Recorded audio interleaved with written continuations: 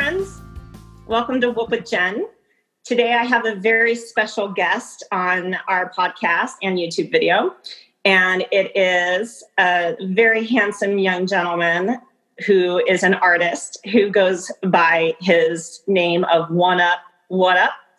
And I would like to welcome him to the pod because he is the reason why I'm able to do this today. I appreciate that. Jordan. I met you on an airplane, Jen. How cool is that? It's super cool. We met, has it been a year and a half ago? It was November 2019. Does that make sense? No, 18. No, 2018. 2018. Yeah, that's what it was. And I was sitting, we were coming back from Punta Cana. Yep. Which I just want to let everybody know. What's that? No, you go ahead. No, I was going to say, like, how fucking awesome that place is. I ended up shooting a music video down there, and, like, on the way back, bumped into you, talking to your friend and stuff. But just as a quick shout out to Punta Cana, specifically the Hard Rock, because that were you guys at the Hard Rock too? No, we were at Breathless. Which is on the same beach, for anybody that doesn't know. Like, all the resorts are on the same, like, beachfront, I'm pretty sure. There's, like, 5-ish different resorts. And it's beautiful. And it's actually, like, really affordable, like, overall. I mean, especially if you, like, are a member of these places, which they are, like, advocate highly, is, like, join membership and, like, purchase weeks preemptively. But, yeah, it was, like, one of the best weeks I ever have lived. And you were in the tail end of that, and here we are today. So that's pretty dope. Well, so I was at Breathless for an event called 80s in the Sand that I would not normally ever go to. And I was only there because my friend Debbie's sister-in-law, I think, had bought tickets to it a year ago or prior and wasn't able to attend. And they allowed them to extend it a year, and then they weren't going to allow them to draw it out again. And so she offered up the tickets to us at, like, super cheap price. And they had all these, like, 80s cover bands. And it was crazy because I was, like, reliving my high school years. But there was some really, like, there was, like, a couple beautiful people. Like, Debbie was one of the hot people. And a lot of... Shout out to Debbie for being hot. What's that? I said, shout out to Debbie for being a hot one. But I mean, come on, like, don't sell yourself short, Jen. Well, everyone would come up and talk to me in order to get closer to her. Well, she just has that invitation of, like, she ready to get down with some shit. You know what I mean? You're more reserved. Like, if I approach this woman, she might tell me to fuck off. Like, where Debbie's like, she might, do some other shit. You know what I mean? So that's another topic, if you will. Yeah. It was a fun event. I mean, it's definitely not my speed because there were themes, and I'm like, I don't need a theme, but we had to dress up. They had themes. So every night it was a different theme, and I did not do the hairband night because I never liked hairbands anyway. But we did dress up as the Robert Palmer Simply Irresistible Girls. I don't know what that is, but it sounds funny. I know. So for context, as anyone can see, but for anyone who's listening, Jordan is like 21 years younger than me. So we come from different decades, for sure. I'm a big fan of what they call now classic rock and stuff. But I find it, like, real. Like, I was just at a Steve Miller Band concert last summer. Like, I love Steve Miller Band. You know what I mean? And I was at a ZZ Top concert last summer as well. So a fan of that generation, if you will. I just think it's really funny, like, when they have, like, cover bands, because I'm obviously into hip hop. I'm a hip hop artist, and I don't think there's no cover rapper groups. Do you know what I mean? They're not like. By the way, What Up is a rapper. Yeah, I mean, but it's just, like, funny because you're like, oh, it's a 80s week, and there's all these cover bands and stuff. You wouldn't see, like 90s hip hop week, and there's, like, cover rappers. Do you know what I mean? Well, Brett Michaels was there. Who? Bret Michaels was there, and the Romantics were there. Have you ever heard of Oh, the they're the Romantics? actual groups? They're the actual, yeah, I do. No, they actually had groups there. They had cover bands, but like the Romantics were there, and that was like the best. I got to meet them at the cafeteria afterwards. Oh, cool. They're really old and short. I know, like video and just like media and TV, everybody always seems bigger than you are. Like even like women, like people like Angelina Jolie, I think is taller than me, or like Charlize Theron, and like they seem like so. Excuse me. Specifically, Charlize Theron. I was talking about this the other day. Like she like seems intimidating to me. Like, and there's like some women where I would like definitely approach and not be concerned with, you know, my ego or confidence. But there's like some women where like the way that they're presented, where I'm like, I don't know, she kind of like Charlize Theron kind of gets me in a place where I'm like, I probably wouldn't just go up to her because she seemed everything that I've seen her in. She seems like a really large, confident, intimidating woman. Do you feel me on that? Does that make sense? Well, I think she is very confident, and she's very beautiful, and she's also very smart. So do smart women intimidate you, Jordan? No, I think it's her eyes. I think it's her eyes that get me. Like her eyes are very piercing. And I'm like, I don't know. I just feel like I just understand human psychology enough. And maybe I'm just being too judgy or what have you, and thinking that maybe she wouldn't like want the time spent with me. Like I'm not her vibe. But I mean, she was dating what's his face from Modern Family, you know, Cameron. Have you watched Modern Family? Oh, I love Modern Family. But you know this Cameron? last season sucks, but I didn't watch that yet. Don't tell me. I only watched season 10. But like he was Cameron, the super flamboyant gay one. Mm-hmm. He was dating. Oh, Charlize I love Theron. him. Yeah, he's heterosexual. I think he's a little bi. I don't think you can pull off that character without like a little gayness in you. Like I'm not saying he's like a super queer, but he's definitely like got a like you can't be that gay. You're not. I don't think you can be that good at acting and not have like even like 1% gay in you. Like you gotta have at least 1%. Maybe we all have 1% gay in ourselves. I've said that before, and people are like, "Yeah, whatever." I'm like, "All right, you're just like, come on. You watch pornos with a guy and a girl, don't you? If you were really that straight, you would only watch girl porn. Like, in my opinion, like that's how I look at it. Like, if you were really that against like the male reproductive system, you would just not watch it. You know what I mean? Like, that's how I feel about it. So I think people lie to themselves."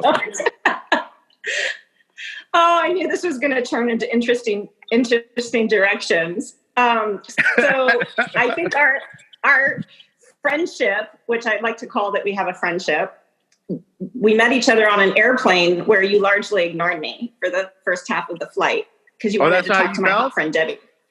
No. I was just listening in on your obscene conversation with my friend.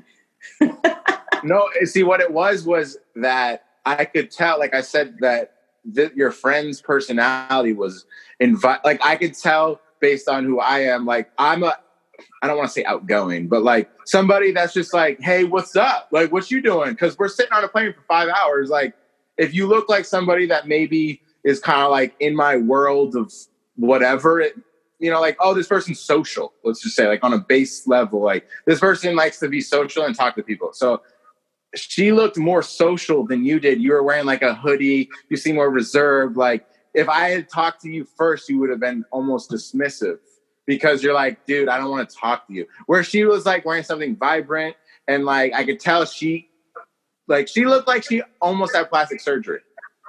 Okay, that's how I saw it. So surgery? Well, not in her face.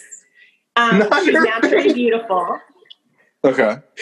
I'm not going to talk about other parts of the body, but she is the most genuine person where when she goes up to you, she goes, hi, and she means it. Like she treats everyone the same. And she is very social and chatty. And you're right. I'm more reserved and I don't want you to fuck with me when I want to sit and take a nap on my flight. Yeah. So that's why I was talking to her. And then you felt that I was ignoring you, but I was just like kind of, I guess you could say, respecting what you were presenting, which was like, I don't want to talk to a stranger right now. I'm just trying to get home. And I respect that. Like, we're all coming back from Punta Cana, whatever. But she seemed like said a couple things and she was like, what? Like, who the fuck are you? And I just, keep talking. And she was, I was reeling her in on some shit because I was like, I'm trying to have like a podcast on the plane type thing because I could learn something. I could hear some cool stories. Like, she didn't seem like a basic, boring person. I mean, everybody on that plane, we were in Punta Cana. Like, we're obviously all got the same interests. You know what I mean? Like, we like to chill, get drunk, and be in the sun. Like, what's up? So I wasn't ignoring you, but as the flight continued, you interjected because we were having a certain type of conversation where I don't think you could restrain yourself, which was what? Well, this was after you grilled her on what it's like to date in your late 50s. Well, because I think she was like, go ahead. All right. Well, so you just took a shot. What's in your glass? Vodka, naturally. Vodka? Okay. So for the first time ever, Jen is having a cocktail while recording. Hey! I don't know if it's new yet. Vodka soda. Hey, that's how we got to do it. Low carb. Low carb. Gotta have low carb. Low carb. With some fruit in it. That's cool. No, you showed us your music video and you told us you had a podcast. And this was in the very early stages because I didn't launch my podcast until April of 2019. So this was November of 2018. Oh, so it's been a year. I had been noodled almost a year. Oh, very appropriate then. Happy anniversary, What with Jen. Hey, woo-hoo. Happy to be here. But I said, I'd been noodling on this podcast and I'd been kind of stalled. Like I didn't know the technology and I didn't know how to launch it. I just knew that I had a story to share and I wanted to, share other people's stories. And that's when, and I, by the way, was wearing my husband's Hexton American Cannabis t-shirt, which is my favorite t-shirt to travel in because I'm guaranteed the plane won't crash if I wear that shirt. It's so comfortable. And some people get it and some people don't. But it's funny because Debbie's son, who was 20 at the time, his friends all picked us up to take us to the airport. And they all saw my t-shirt and knew exactly what it was. So there's that. But I interjected that I was wanting to start a podcast and you just grabbed hold and had so much enthusiasm for sharing what you have been doing with your own podcast. And it just developed into this really cool conversation. And then we, exchanged numbers. No, I think I started following you on Instagram. And then I think I privately messaged you one day. I'm like, okay, I need help with the equipment and I need to know everything. And you just selflessly spent time helping me. And I love the fact that we're just totally unlikely friends who might not have ever met otherwise if we weren't on that plane. Absolutely. And I'm pretty sure I was not grilling, but conversating with Debbie before we even took off. It started I remember for sure. I already was oh, hey, what's up? Da, da, da. And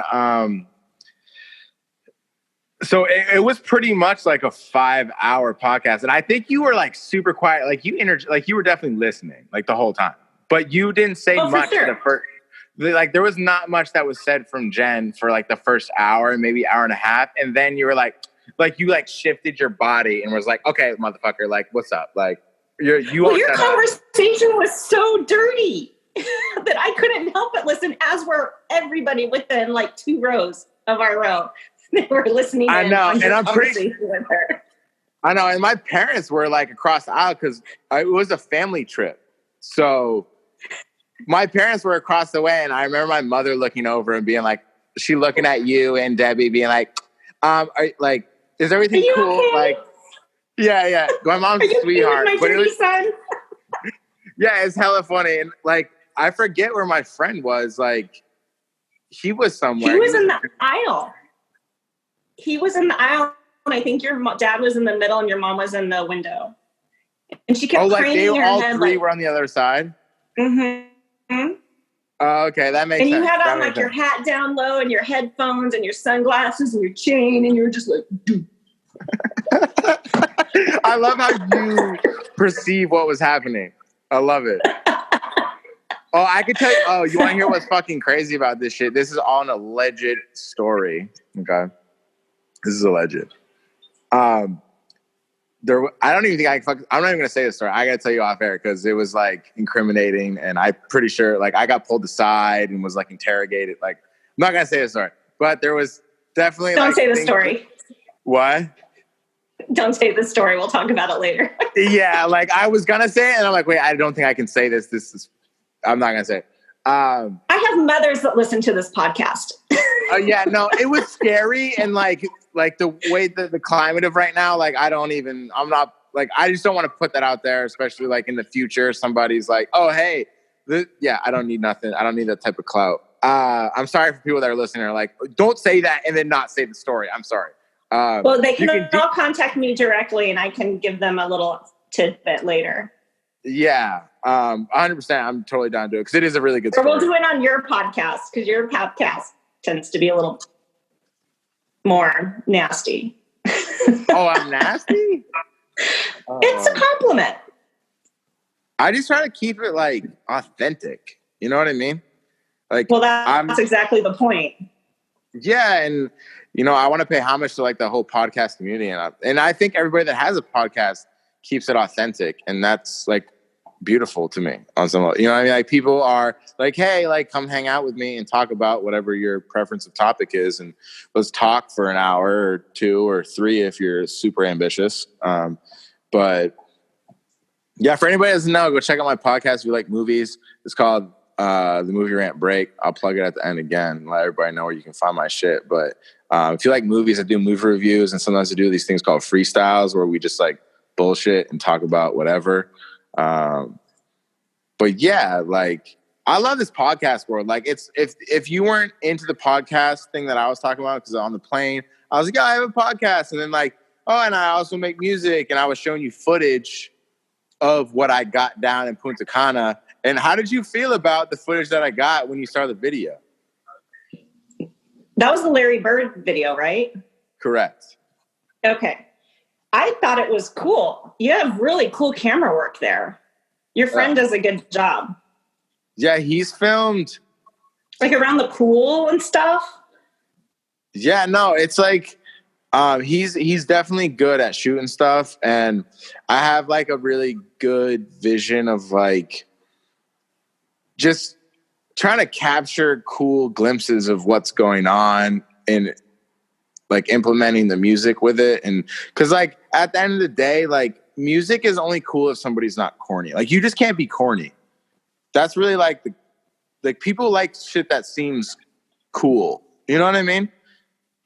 With music. Well, I mean, it has to feel like it's art. It can't just be something slapped together.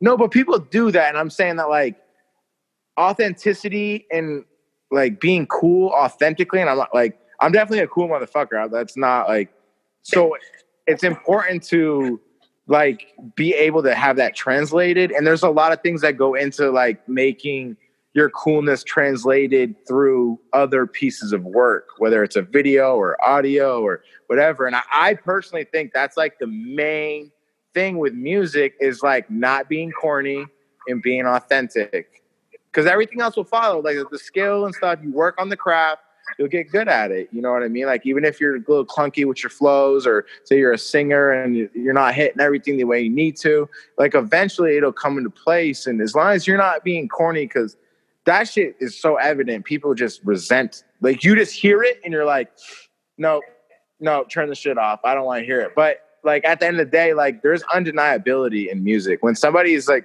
knows what they're doing, or just with any type of craft, undeniability is crucial in any craft. Like you showing a house, or you painting a house, or you mowing a lawn, like you see the work and you're like, yeah, they know what they're doing. And I think that goes with music too. Like you hear it and you're like, you might not like it. Like I don't like Taylor Swift, but like I hear it and I'm like, yeah, she's very talented. I don't want to listen to her music, but she's really talented. Ed Sheeran, like dude is extremely talented. Like I don't necessarily want to listen to it, but yeah, that dude is killing it. Like he's a very talented individual. Well, I think it comes down to, we talk about authenticity, and in my very first pod drop, I'm like, if I'm not authentic, then there's no point of doing this, because the entire reason I am doing this is to connect and create relationships and support. And I have a different audience than you do, but the purpose is the same. Yeah, I think it's to help the working people and people just to like have like this vicarious connection to somebody that is like sensible or something. I don't know. Like you listen to it because you want to hear something interesting and something enjoyable, and it's also something you're interested in, whether it's films or like being a parent or like hunting. Like it's just you want to hear somebody that's got something beneficial to say or something that's in your realm of interest, and they know how to articulate it through a podcast. Like that's the beauty of it. Like you can go on and search podcasts. There's podcasts for everything now, and I think it's super cool. It can be a video game talking review podcast, or a movie, or like talking about comedy, or it can be anything. But it's those niche markets that people can kind of like be at home and connect and expand and enjoy. You know what I mean? It's all beneficial. Especially if you're listening and consuming podcasts in a healthy way. And I mean that, like, you're not sitting around at your house listening to podcasts. Like, there's probably something you could be doing, but you're driving. A lot of people drive a lot, like driving or working on your day job. What? Not right now. Oh, Jesus. But you're right. That's when most people are listening to the pods, is they're driving. They've got something else they're doing. And it's a great way to have accessible entertainment and information, and with people you might not normally cross paths with. Yeah. Like 100%. You and me. No, 100%. Like I've had guests on the show that are just like one of my best friend is, he's in his 50s, you know what I mean? And he comes on a show, and we've actually like created a character. It's called Anonymous. He wears a ski mask on the show and shit. Oh, that's who he is. What? I never knew who that was. It's like my best friend. And like just shit like that. Like there's I've had people that are like social activists come on the show before. I had this dude named Jesse Harvey who does like a needle exchange. And he was getting a lot of pushback a year ago and done stuff like that. And I've had like movie enthusiasts come on. I've had like artists come on. And it's just like really cool because like the goal is, like we talk about, is like just kind of like have some stimulating, interesting shit going on in the conversation, because everybody at the end of the day likes to have cool conversations, but a lot of people don't know how to have them. So I think this podcast thing has been like a great situation, and where people are kind of like learning and benefiting from just people talking. You know what I mean? And that I think that's a beautiful thing. And so that's why we're here today. You know what I mean? And if that isn't evidence enough, I don't know what is. Like, if it was for a podcast, you wouldn't be talking to me right now. Right. Here I am in Arizona, you're in Maine, and you always check up on me and say, how you doing? How can I help you? And you and I have traditionally done our pods with our guests in person. And now that we're all kind of quarantined, I love the fact that we now have the technology, because you and I have been talking about doing a podcast literally for over a year. And I was going to hopefully make a trip to the East Coast and come, as you put it, to your crib. The crib. And do a podcast with you. And now we get to do it this way.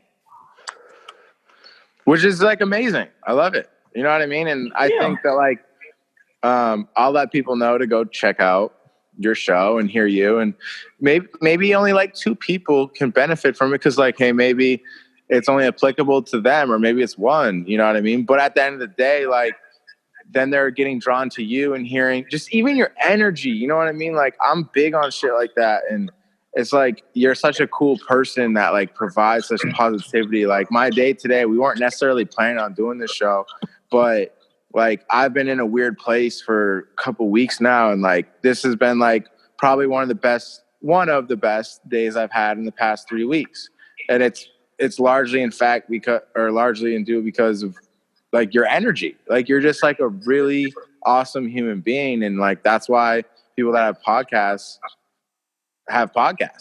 I think that they're supposed to spread positive energy, and I appreciate you for that. That's why I've been drawn to you and like take time out of my life to help you get other people to hear your voice, because I think if you were stupid and whack, like, it would not be where it is right now. You know what I mean? It just wouldn't be. I'd be like, fuck her, she's a bitch, or whatever. You know what I mean? You are the sweetest. That was really nice of you to say. And I'm really grateful that I don't just have people in the special needs community listening. A lot of you just checked something on your phone. No, it was like my battery was low. Oh, okay.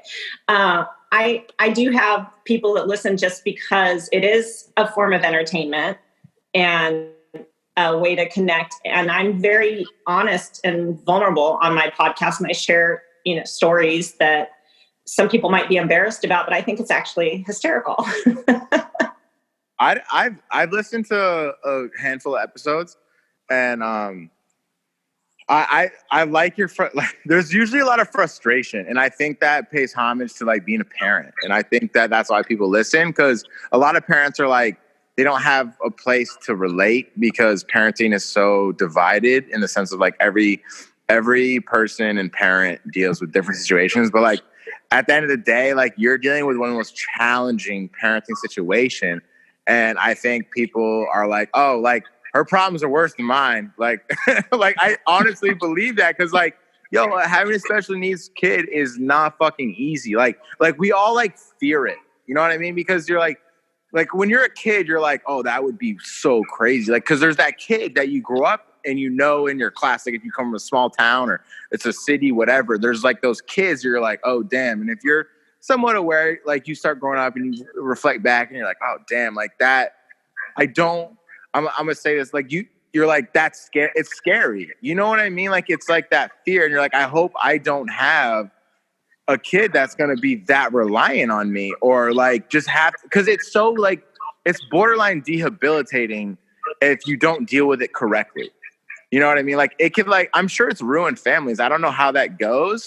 You know what I mean? But I'm sure it ruins families. Like think about a family that's poor and then they have a child that's special needs. Like, what does that look like? Do you know what I mean? Like, I'm sure, like, do they put them up for adoption? Like I don't even know, but all I know is like that shit is not easy. So your show is really cool because I think it empowers parents to be like, if Jen's going through that shit, I can do this shit. You know what I mean? And that's why I've advocated. I think what you're doing is very cool. It's unique and niche, and maybe a lot of people don't understand it. Maybe I don't even fully understand it, but I understand that concept. And at least that's my takeaway from it. Well, I've seen firsthand the divide that it can create within marriages and relationships, because it's a huge extra strain that no one really signed up for. And marriages are, subject to issues anyway. And then I've seen a huge divide in socioeconomic status, meaning it seems like the more affluent and the more higher educated families, the more they are willing to advocate and to cope and to fight the barriers that come, or the obstacles that come in their way. And the people that are working class, less educated, they kind of accept what is given to them and they give up and they don't advocate. And they're just like, this is just life. And they are broken. And it just breaks my heart that some kids aren't getting the supports that they need. And if I can just encourage someone to do the tough stuff, that it's totally worth it. Like, that would be a dream. And I was so lucky. I hadn't done a pod in a while, and Elle's pretty well known in the special needs community here. I've had her very out in the public, and we were at some event and a mom ran up to me and she's like, I just love your pods and I'm so, grateful for you. And like, that's my reward. Like, that's my payment to, like, you to have already that. are successful for that alone. Like, the fact that you impacted one person is like, it's a huge W, like, at the end of the day. And I've always said that, like, with music or podcasts, like, if I made a song that impacted one person in a positive way, like, at the end of the day, that's a rhyme. I am successful. I am successful. And, like, despite, like, obviously that doesn't pay bills, but that's why we do it. You know what I mean? Like, obviously artists are very vain, but, like, I said that when I put out, like, my first mixtape, I was like, if one person likes this, I'm pumped. You know what I mean? And, like, listening to podcasts, like, if one person enjoys this and benefits, and, like, I made them happy, like, that's great. And, like, to hear that you have somebody that came up to you and was like, oh my God, like, you made an impact on them. Like, for everything from here on out, Jen, is straight W's. Like, it's bonus. You already won by changing somebody's life. And, like, if everybody just changed one person's life, everybody's lives would be changed positively. So with that mantra, like, it's a thing that, you know, we need to value and take a second to acknowledge, because that's what counts. Not the streams, not the views, not the money. It's the impact. And that's great to hear. And I that's great. Like, everything else from here on out is straight bonus, straight up. I think you just wrote some beautiful lyrics for another rap. I appreciate that. I do. Oh, my dog's trying to get into my office right now. Sadie? Sadie, she's not That one. bitch. I love Sadie. You just showed me your dogs today, and I was like, I love your dogs. Like, I want your dogs to show my dogs. I have, like, what I call blooper reels that I've started to accumulate, because I used to record in my dining room before I was doing the video. And I have these dining room chairs that are on casters and a tile floor. And her favorite thing is to jump just her front paws on the chair and push it. And it makes a really crazy sound. And I have this one sound bite with me just totally cussing at her. Like, I'm recording, and I edited out of the audio because that was like a less explicit pod I was doing. But they are just so fun. I mean, they'll go in and out the dog door and bark while I'm recording, or the Amazon driver shows up and rings the doorbell and they lose their minds. And I love that part, because that's what life is. Like, I'm not on TV and perfect. Like, this is how stuff goes down. Yeah, I love how you said that, because, like, I helped a friend start his own podcast in the past like 6 months, and he's just been really caught up on like, almost like comparing to, like, where I'm at with the show, and just, like, maybe his perception of what his show needs to be, which is great. Like, you want to, like, create a certain quality for the listeners, and you want it to be a certain thing, and that's great. But at the end of the day, I was like, dude, people do podcasts, like, in a park, like, they do it outside. Like, I've had my dog barking and shit, and it's like, it is what it is. You don't, like, have to be. That's the beauty of podcasts, because they're so authentic. And yeah, I did one in Costa Rica on a palapa. I think I listened to that. Was it short? Like, I think you were like, it was short. Yeah, I think I heard that. It was about my fear of flying. What? It was about my fear of flying. Oh my God. Oh, fear of flying, right?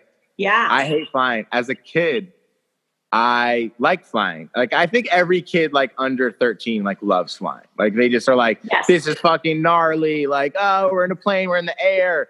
So I was that way. And then, like, as I got older, because I've traveled a decent amount, I'm not like an avid traveler, but I've definitely been fortunate enough to, like, travel outside of the country a couple times, all around the country. And it's been cool. But since I've gotten in my 20s, flying has become this fucking thing that I dread. And it sucks, because I love getting to where I'm going. But the whole, like, I'm going up in this plane with a bunch of strangers. And I think that's why I was talking, you know what I mean? Because I'm freaked out. Like, when I met you, I was like, I need to talk and, like, stay busy. I can't just sit here and read a book for 5 hours, because I'm going to start hearing shit and freaking out. But so there's I a have story to say that flight was the one I was not scared on because I was so entertained. Yeah. So I recently, so now I'm so terrified of flying. You could say I'm terrified on some level, and maybe it's self-induced on some level because I'm like, it could crash. But like they say it's more likely to crash in a car. But I'm like, I've been in like fucking 5 car accidents. So like I'm pushing the threshold of like a plane crash at this point. Like, do you know what I mean? Like I've already breaking the odds of being in a bunch of car crashes, whether it's my fault or not. And so I'm terrified of flying. And I can tell you about some car crashes because they're pretty gnarly. But I commented on the fear of it, and I kid you not, and this is the way the universe works. After I put myself out there and talked about how scared I was of flying, because it does happen as you get older, and it's because you feel like you have more to lose. And as a parent, you think of what happens if you orphan your kids. And I made a commitment, and it occurs because of the loss of control. Like you feel a loss of control and you're putting your life and your safety in someone else's hands. And I made a promise at the end of that podcast that I was going to confront this because I don't want to be debilitated because I do love to travel. And so I kid you not, the next week in my news feed on one of the apps that I follow, there was an article about a book written by a pilot who felt like he needed to do more than just talk about the mechanics of flying and how safe it was. He became a licensed therapist and now treats people for fear of flying and other panic disorders. And the book is called Soar. I want to read it. It is a great book. It gives you some exercises and things to do. And I haven't flown since I read it, but I don't have that dread that I used to. I mean, obviously I'm not going anywhere right now, but it's a great read, and you can get it on Amazon. It's paperback. It's $12. I hope it's under 200 pages. I haven't finished it because I kind of got to the point where I felt like I got everything I needed out of it. So it's probably 200 pages. But even if you just read 50 pages, you'd be already helped. Yeah, see, that's my whole thing with some certain books that are talking about wealth or finances or fears or health. I'm like, you don't need to make a fucking encyclopedia how to do this. Like a chapter could be sufficient. You know what I mean? You must have ADD like I do. No, I mean, I can crush books. Like I can definitely, I've read, books in a day. Like I've just sat and read all day and just killed a book. Like The Compound Effect. Shout out to Darren Hardy. That was a cool book I read when I was 20 years old that I've really carried with me. It's about just making small changes to lead to big results. And yeah, I think it was under 200 pages, and a lot of it's redundancy. But at the end of the day, you could just read the same one chapter over and over again because it's just it keeps recycling. Don't be in a book of fear, they're probably hey, just don't worry about it because this is why, and then don't worry about it because this is why. It's do I need 6 hours of reading with the same thing, just said differently? Do you know what I mean? I absolutely know what you mean. I hate it when I get all the content information I need in the first chapter, and I'm like, are you getting paid per page? I don't need all this extra stuff. I just need content. I need it quick. I need it fast. Yeah, but that's at the same time, it's I can't put an album out that has 2 songs. You know what I mean? That's not an album. You can't put a book out with 70 pages. You just it's not acceptable in our culture. You just can't do that shit. Because then you start going territories that is going to be debilitating financially. You know what I mean? If there's a 70-page book, but maybe we should starting that trend. I think we should. I think the world should be full of short stories. I mean, there are articles that I look at it and I'm like, I'm not going to read it in the magazine. It's got too many pages. I just want to be entertained quickly. Well, I think a big problem That's what she said. Oh, Jesus. You on some shit right now. Take a shot.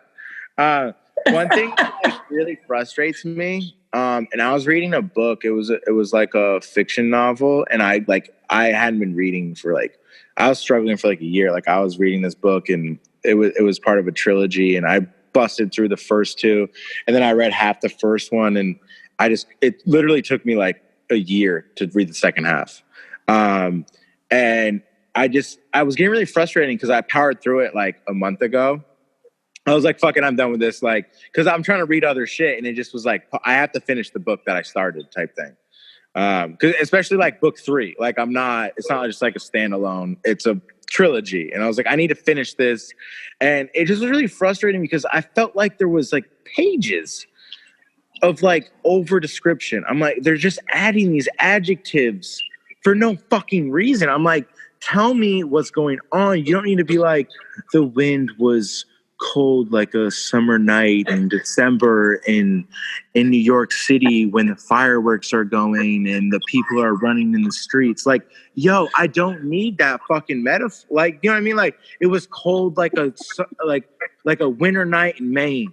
Like, cool. You don't need to add a run-on. You know what I mean? I'm like, just tell me what's going on with the story. I don't need to hear this like over hyperbole nonsense with these like metaphors and similes. I'm just like, you know what I mean? And I'm just like, I'm trying to finish this fucking book. And I swear, the book was like 600. Oh, your internet connection sucks right now. Oh, can you not hear me right? Can you hear me? You sound slurring your words, and I don't think it's because of all the shots I've seen you take. Whoops, my phone just fell over. Oh shit! No, we're back now, right? You good? You good? You're good, but you like your audio or your video cuts out every now and then this time your audio kind of was like. Oh shit! No, I'm just saying like they're like run on descriptive sentences that is like so over the top where I'm like, just tell me what's going on. I get you want to be metaphorical because it makes us feel a certain way, but like I don't need 600 pages of a book and then like 200 pages are just like extra. Oh, look how good I can write this. Like, you know what I mean? Like, oh, it's just like excess. And I'm just like, I just want to hear the fucking story. What's going on? I don't care how cold the wind is. Like, it's cold.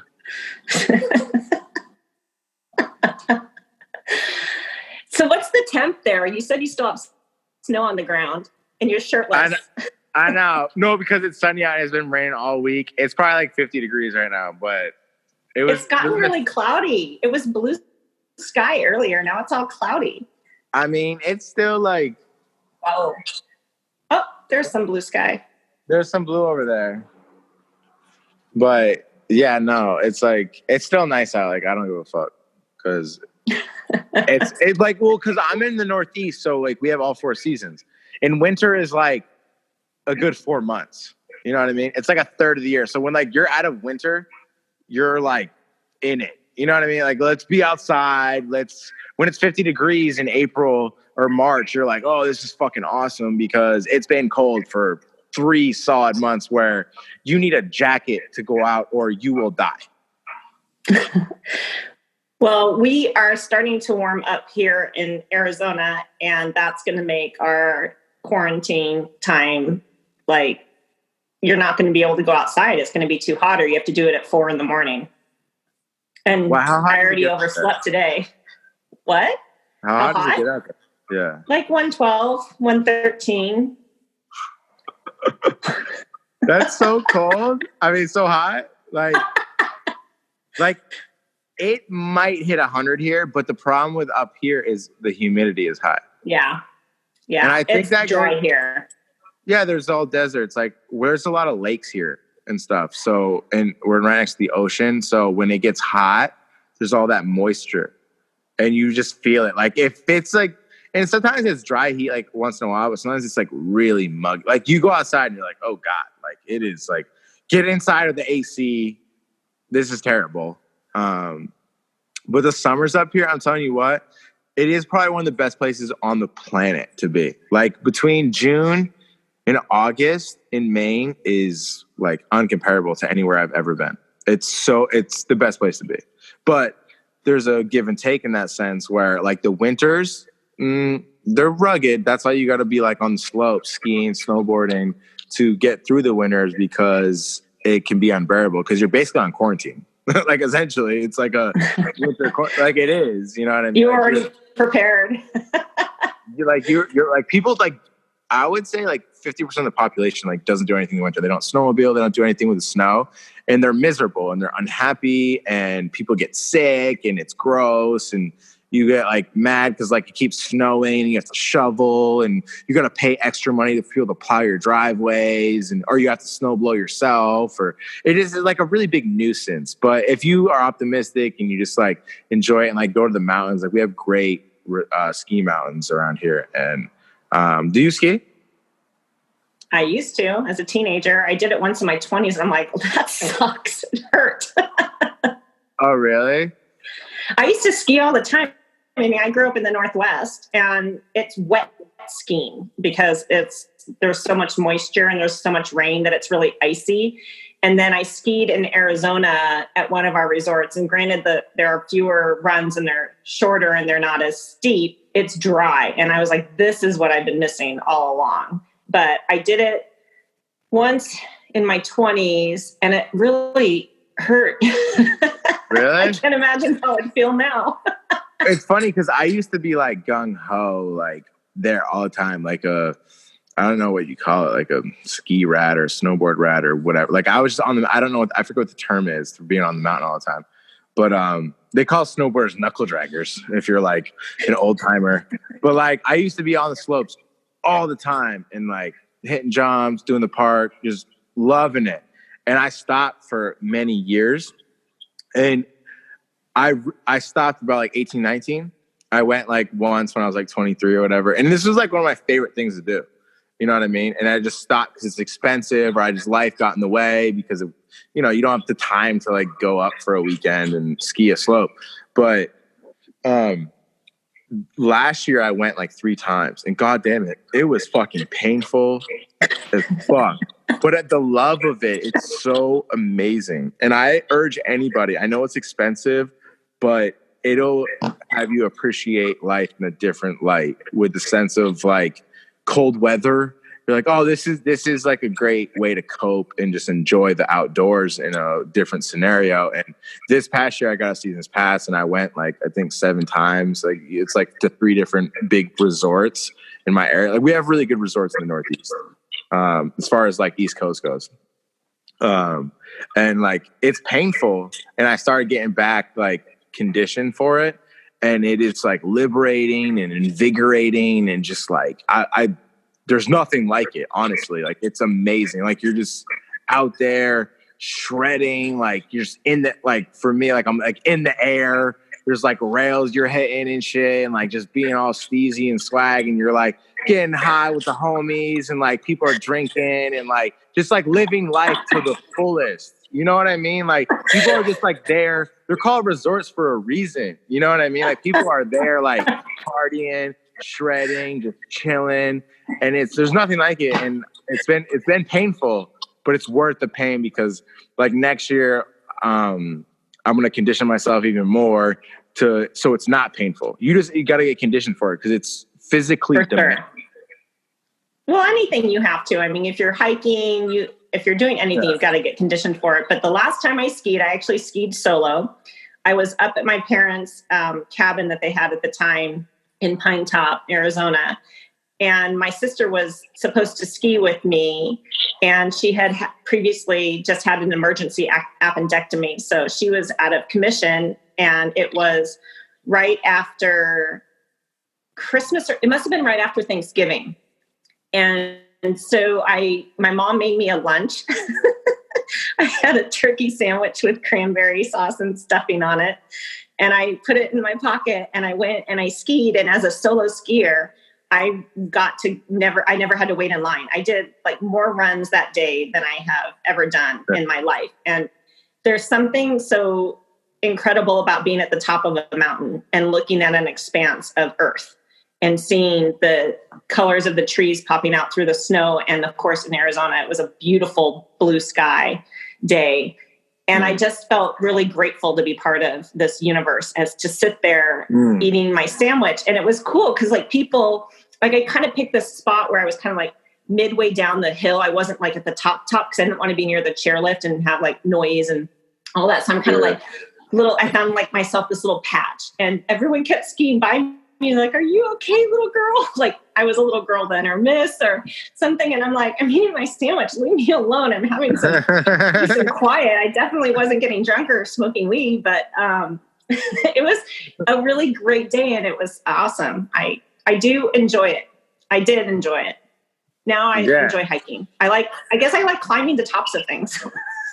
Yeah, no, absolutely. And I just think that like it's like this like, I mean, if we're gonna get like really in depth, I think it's like this privileged human appreciation that can occur with doing something like that, because it's just like, it's so gnarly. That's why, like, you know, a lot of West Coast people like riding waves, like it's gnarly, like, cause it's fucking gnarly. You know what I mean? Like you're at a mountain, you're just like shredding earth, and you're like high above everything. And like you said, there's like this expanse of earth, and you're like, I'm just like climbing this shit like on a lift, and then just like going down it like 50, 60 miles an hour, or like you can just chill and go like super slow and just vibe out and like listen to music, and you just are like at peace. It's really special. I really do. And I, like a year ago, I hadn't gone for like 4 years, and I was like, oh my God, like I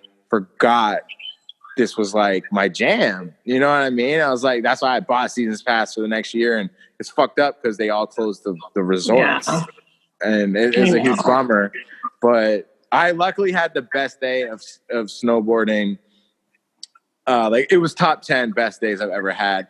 I went to Loon Mountain, which is in New Hampshire, and it's like a smaller mountain, but it's really dope. And like the parks are super well done, professional, and just like the vibe of the place it's very commercialized, which was cool. Like there's like, it's not like some of the other ones I've been to.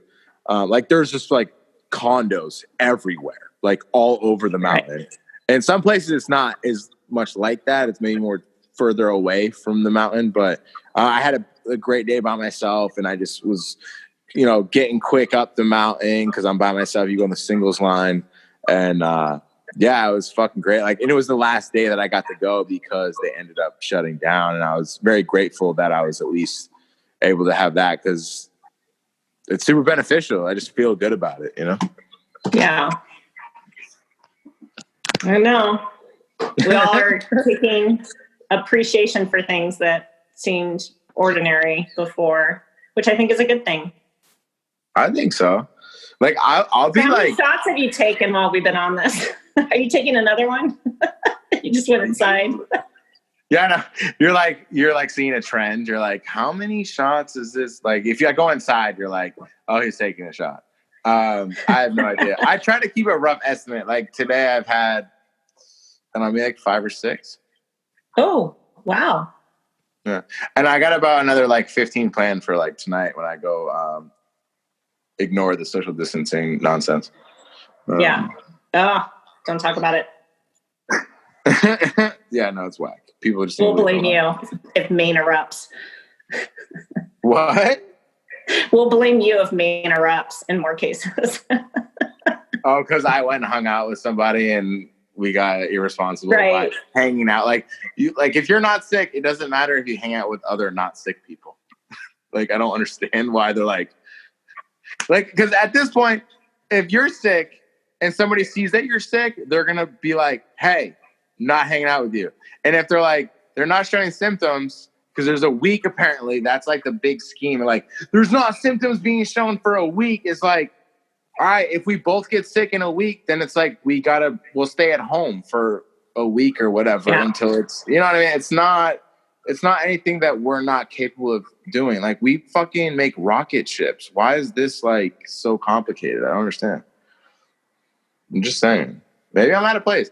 People are going to be like, that motherfucker doesn't know what he's saying, Jen. Like, don't listen to him. I'm going to get listen. This is how on point I am. I have Bach. Okay, this is Bach. This is Beethoven. Okay, I clearly know what the fuck I'm talking about. I'm 28, and I make rap music, and I have a podcast. I'm talking to fucking Whup with Jen, and I got classical music over here. Like I'm clearly not an idiot. And I'm taking shots of vodka on a Saturday. That's a beautiful day. Come on. Real recognize real right now. Let's go. Cheers. Cheers. I love the fact that we met. Our chance meeting, totally different people. And I think that's demonstrative of how the universe needs to connect with people who aren't the same age as you, the same interest as you, that you can find something common that is worth having a conversation about. Agreed. I've always it's funny because I think the type of person that I'm a younger brother, and there's a lot that goes into being a younger brother. You benefit a lot by being a kind of what do you want to call it? A punching bag? But so in being a punching bag, you tend to be more mentally stable and advanced because you go, how can I beat this dude that's physically more superior to me? You have to be mentally more superior than them because they're physically stronger than you are. So you need to be mentally superior to them. And there's a lot of things that you benefit as you're growing up because you see, oh, my brother or my sister, that dumb bitch or that dumb motherfucker did this. I'm not going to do that. You know what I mean? And you constantly see that, and it allows you to be smarter, essentially, at the end of the day. Because you know what to do, what not to do, or how maybe their life's playing out. You see the consequences of their choices. So then you're like, I'm not doing that. So you kind of you benefit in that sense. And I was going somewhere with this. I forgot. Younger brother.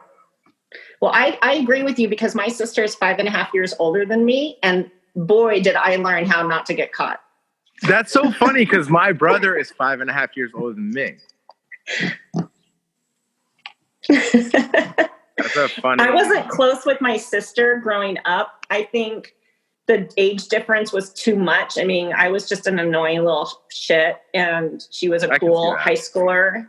I wasn't cool in high school at all. Really? And tell me about that. Why were you uncool? I just was a total nerd. I think my mom should have held me back a year before I started kindergarten because I was an August birthday. So I was just more immature than other people.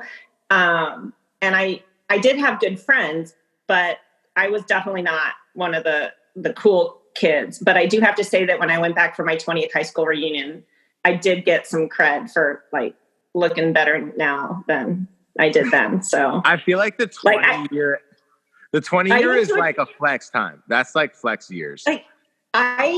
One of my girlfriends actually came up to me and she's like, I just want you to know that the word going around here is that you're fucking hot. I was like, yes, finally. It totally took 20 years. But the thing was we weren't friends and we played awful, not pranks, because we were trying to harm each other. And then it took me going to college that our friendship developed, and now we're twins and really close, which is great. That's cool. Still enjoy that because she's going to listen to this later, I'm sure. Oh, shout out to your sis. Shout out to the sister. Hey, the sister. That sounds like you're from Maine. That's how people talk. We used to my parents used to call us the Sisty Ugglers. Sisty Ugglers? That's a terrible group name. My family are the biggest bunch of nerds. We're very ornery. You were ordinary? Ornery. Ornery? Well, that's probably another word you don't know. Oh, don't act like I'm not versatile in my vocab. That's right. Or my vernacular. What? You've got Bach. So yeah, I have Bach.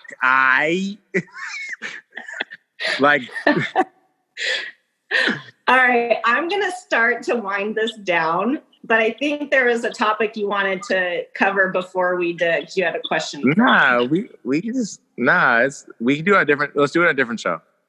Oh, I think that one could be endless. I had no idea where this one was going to go, but I like it. Yeah, I know.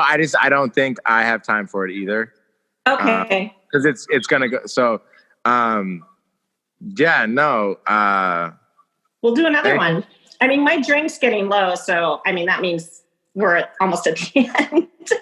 Yeah, I know. We can wrap it up. If you're done, then we can be done. That's totally fine. I'm good with that. You're so cool. I appreciate that. For all your listeners who like hip hop, if you don't, it's fine. I have a podcast. It's definitely R-rated. But all my stuff on YouTube is at One Up What Up TV. You can go to oneupwhatup.com, and that's with the number one, like one. Yeah. UPWHATUP. And then like just everywhere you can find me, One Up What Up. And then like for my podcast, it's just like at the Movie Rant Break. And yeah, you can say what's up, whatever, but that's where you can find me. I need you to promise me one thing. What's that? You have to watch Shawshank Redemption. I know. We'll do a podcast over it, and then Yes. Yeah, we'll do that. That'll be awesome. I'm down. Jordan, I appreciate you in so many ways, and I had such a great time being with you today. This was so much fun. Likewise. Thank you so much for everything. No problem. All right. All right. Well, whoop to you all out there. Hang in there. Listening to this over and over for complete nonsense. This is Jen.